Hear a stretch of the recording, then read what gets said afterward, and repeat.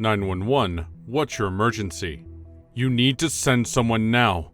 Oh God, please. There's a hand. Oh my God, I could see a hand. Calm down, sir. Whose hand? I don't know. I was just jogging and fell and there's a hand on the ground. Please send someone now. The picturesque town of Hampton Hills never expected to be thrust into the national spotlight for all the wrong reasons. On the surface, the biggest worry was if the neighborhood bake sale would raise enough money for the local park. But lingering behind the neat lawns and friendly waves was a terrifying obsession.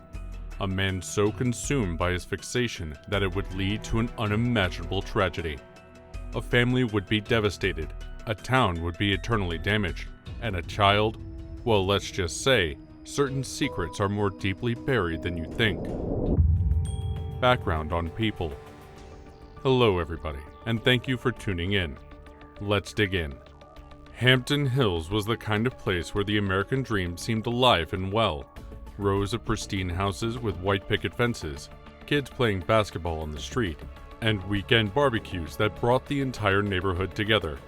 If you were looking for a safe, quiet place to raise your family, this was it. However, as we all know, the quietest environments may hide the loudest secrets. Let's begin with Patrick Whitman, a man who appeared to have it all, a husband of 17 years to his high school sweetheart Laura and father of 2 young daughters. Patrick was known around the community as the friendly neighbor who always had a smile and a kind word for everyone. He was the guy who offered to coach Little League and never missed a Sunday service at the local church. His outward life seemed as perfect as the town he lived in. But underneath the friendly face was a guy struggling with terrible desires, an unhealthy obsession that would eventually lead to murder. Then there was Mason Collier, the 15-year-old boy next door. Mason was the golden child of Hampton Hills, a star soccer player, straight-A student, and a natural leader among his fellow students. He was the kind of kid who was polite to adults but still knew how to fit in with his friends. Everyone loved Mason. Teachers, coaches, neighbors, but maybe no one admired him more than Patrick Whitman. This is where the story takes a dark turn. Mason's parents, Deborah and Ryan Collier, were your typical suburban couple. Deborah worked as a nurse at the local hospital, and Ryan was an accountant. They lived a comfortable life, proud of the young man their son was becoming. They saw Patrick as a friendly neighbor, frequently inviting him over for barbecues or lending a hand around the house. Little did they know, Patrick's interest in their son went far beyond neighborly. Then there's Lilith, a girl whose name sent chills down the spine of anyone who was brave enough to mention it in Hampton Hills. Lilith was the town's outcast. With her jet black hair, dark makeup, and strange piercings, she stood out in a place where obedience was honored. There were rumors that she practiced dark magic, held seances in the graveyard at night, and could see things no one else could. Lilith will have a key role in this story, but not in the way you think. Principal Joanne Marks, a strict leader who had run the local high school for over a decade, found herself caught up in the web of lies and secrets. She was a strict but fair instructor, always pushing her students to be their best, and she would eventually come forward with information that would shock the community. Detective Sam Willis, an experienced investigator who had seen it all, was called to Hampton Hills. He was known for his relentless pursuit of the truth and solving the toughest cases, but this one would test him in ways he never imagined. Imagine you're living in Hampton Hills, a quiet, safe neighborhood where the biggest drama is who has the best lawn on the block. Then, out of nowhere, a teenage boy is found dead, and the town's perfect family man is the prime suspect. What would you think? What would you do? The crime. The relationship between Patrick Whitman and Mason Collier began innocently enough with small favors. Mason, being a polite and helpful young man, would often lend a hand to Patrick with different household chores, whether it was mowing the lawn, carrying in groceries, or helping fix things around the house. Mason appeared to be a normal teenager doing kind favors for an older neighbor. But things began to shift when Patrick's interest in Mason grew beyond just neighborliness. Laura Whitman, Patrick's wife, was the first to notice the shift. At first, it was subtle. Patrick asking Mason over more frequently than usual, giving him small gifts for no particular reason, and always finding excuses to spend time with him. Laura dismissed it as harmless. After all, Patrick had always been a friendly and generous person. However, Patrick's behavior became increasingly disturbing as time went on. Laura found it strange, but she didn't know how to deal with it. He became possessive, watching Mason from the window whenever he was outside, constantly checking his phone for messages from the boy. He even began showing up unannounced at Mason's soccer games, sitting alone in the bleachers even when his family wasn't present. Then came the night of the crime. Mason had told his parents he'd be home by 7 p.m., but when the clock struck 8 p.m. and there was still no sign of him, Deborah and Ryan Collier became concerned. They called his friends, but none of them had seen him since practice ended. Fear set in, and they contacted the police. The following several hours were a flurry of anxiety, confusion, and dread. Mason had suddenly disappeared without a trace. The police initiated a search, but no one knew where to begin. He hadn't taken his bike, and his cell phone was turned off. It wasn't until a week later that the unthinkable happened. A jogger, running through a wooded trail just outside of town, fell upon a shallow grave. At first, it appeared that it was a pile of leaves, but a closer look revealed a human hand sticking out of the dirt. Mason Collier's body had been frantically buried in the woods, only a few miles from his home. Mason had been strangled to death, most likely on the night he went missing. The town was stunned.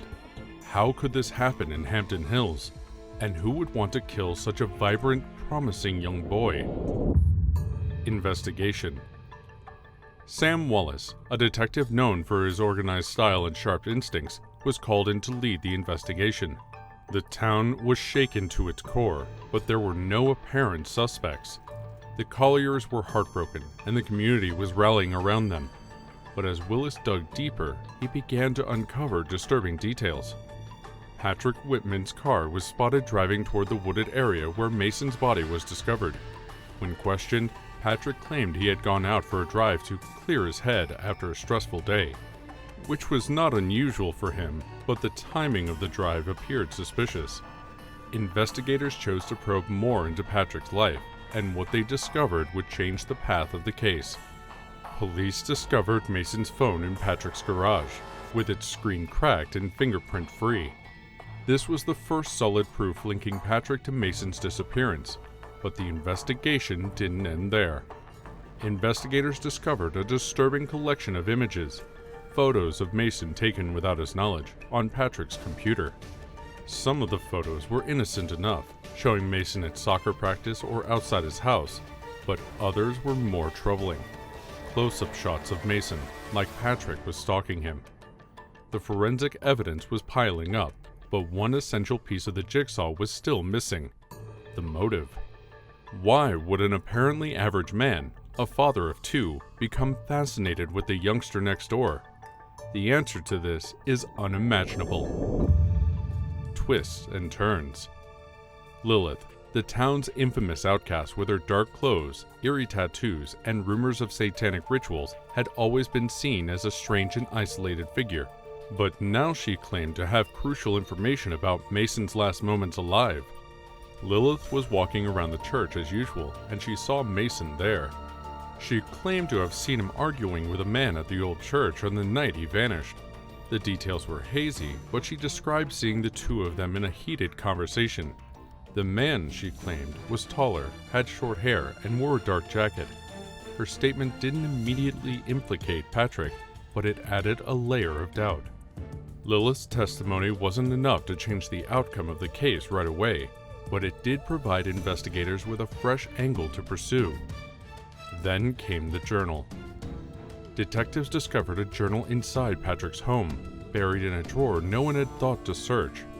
The journal was filled with pages upon pages of Patrick's obsessive feelings about Mason. The writings began innocently enough, Patrick writing about how Mason reminded him of his own youth, how he admired the boy's athleticism, his confidence. But as the pages turned, the writing became darker, more disturbing. Patrick's thoughts about Mason became possessive. and he wrote about how he felt like he and Mason had a connection, and he hated seeing him with other boys. That filled him with rage and frustration. Patrick wrote in a disturbing note only a week before Mason's disappearance, "I need him to see me, not just as the neighbor. He needs to know I'm the only one who truly cares about him. He doesn't realize it yet, but he belongs to me. If I can't have that, then no one else can." Imagine discovering that your neighbor had been penning obsessive, deadly ideas about your child. This was more than simply a missing boy case. It was the unwinding of a very damaged psyche. The journal depicted Patrick's slow descent into insanity, revealing that he had not only been watching Mason, but also plotting something far more darker. Investigators now had a motive. Patrick's obsession with Mason had turned deadly when he felt unable to control him. But the twist did not end there. Patrick's wife, Laura, who had been by his side throughout the investigation, dropped a bombshell. In an emotional confession to Detective Willis, she revealed that she had long known about Patrick's passionate obsession with Mason.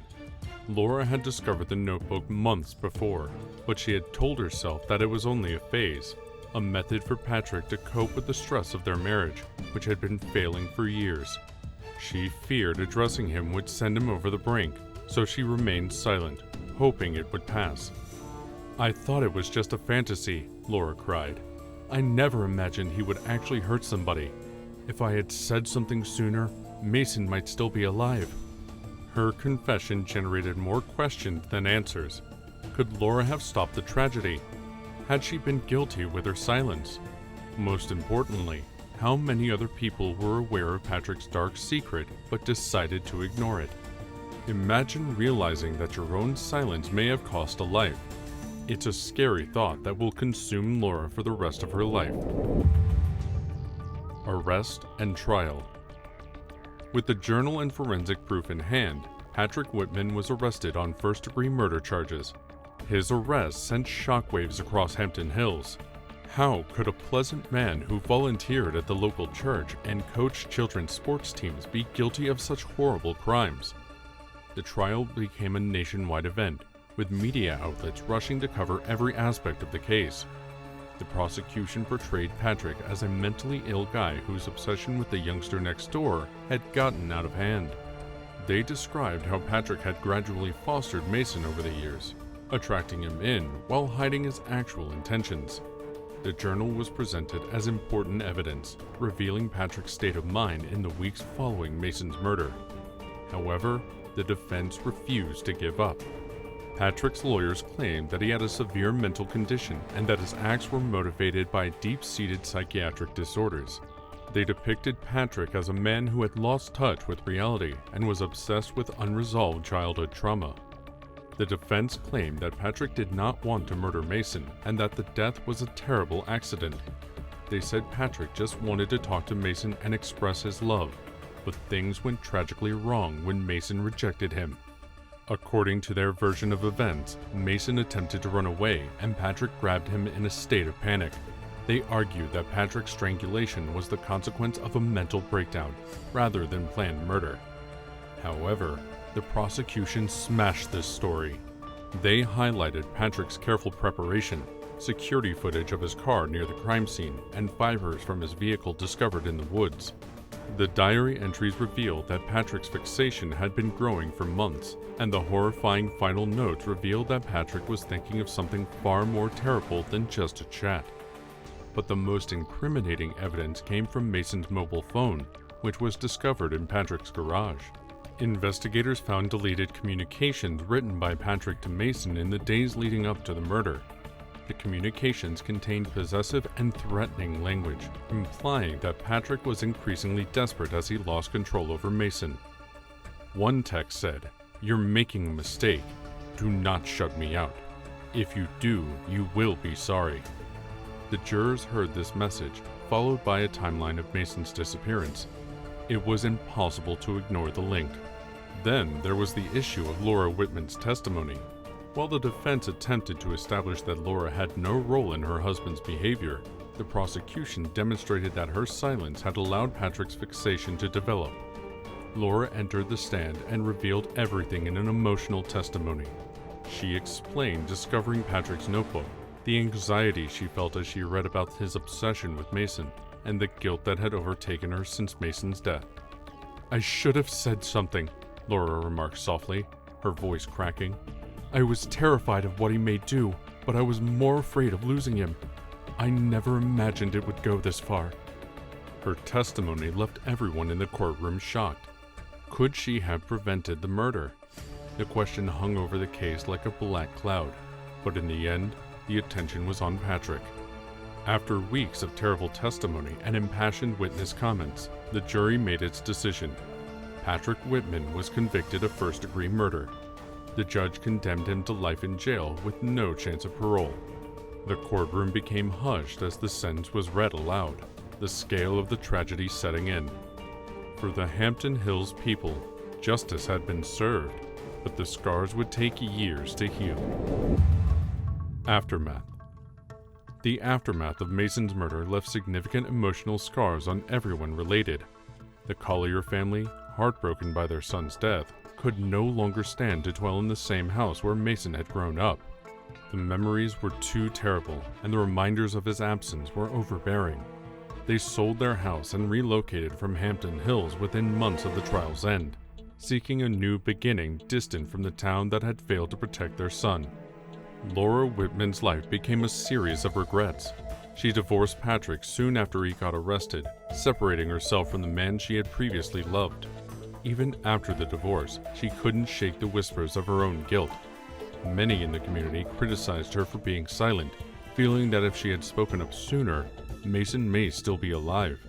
Laura relocated to a neighboring town, seeking to escape the shame and criticism that followed her. Imagine living with the knowledge that you could have prevented a disaster but failed to act in time. Laura's shame was a lifelong burden. In Hampton Hills, the murder of Mason Collier damaged the community's feeling of safety. People no longer trusted their neighbors as they once did. The intimate relationships that had brought everyone together had snapped, giving way to distrust and terror. Parents grew more cautious of their children, and the once friendly community felt colder and more distant. Mason's memory lingered in the air, a continual reminder of the dangers lurking under the surfaces of even the most ideal settings. His death became a cautionary tale, one that parents would teach their children to be cautious of, since monsters aren't always strangers. Sometimes they are the people you know best. Conclusion/personal comments. This particular incident serves as a terrifying warning that monsters might appear unexpectedly. It's not always a stranger lurking in the shadows. Sometimes it's the person who lives next door. Patrick Whitman seemed to have it all: family, faith, and respect. But beyond that was a deadly obsession. The most difficult part of all of this is that it did not have to end this way. There were warning indications, times when things may have gone differently. However, sometimes we don't see the darkness until it's too late. If you thought this story was disturbing, wait till you hear about a stepmother's terrible secret which resulted in a horrible murder. Stay tuned for the next episode. Stepmom's secret affair with daughter ends in brutal murder. You won't believe the unexpected twist and secret betrayals in this case. You won't want to miss this.